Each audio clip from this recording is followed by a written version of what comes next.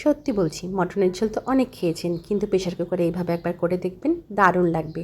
প্রথমে মিক্সির মধ্যে পেঁয়াজ, আদা, রসুন, কাঁচা লঙ্কা, শুকনো লঙ্কা, টক দিয়ে সর্ষের তেলে একটা পেস্ট বানিয়ে নেব।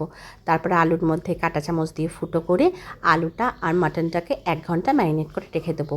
এবার তেল গরম হয়ে গেলে দারচিনি, এলাচ, তেজপাতা ফোড়ন দিয়ে পেঁয়াজটাকে লাল লাল করে ভেজে তার মধ্যে টমেটো, নুন, হলুদ, লঙ্কা গুঁড়ো দিয়ে কষিয়ে নিতে হবে।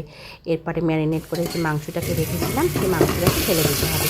ভালো করে কষিয়ে যখন তেল ছাড়বে তখন দিয়ে দিতে হবে ধনে গুঁড়ো আর অল্প একটু গরম মশলা গুঁড়ো দিয়ে নাড়িয়ে জল দিয়ে 3খানা সিটি মারতে হবে।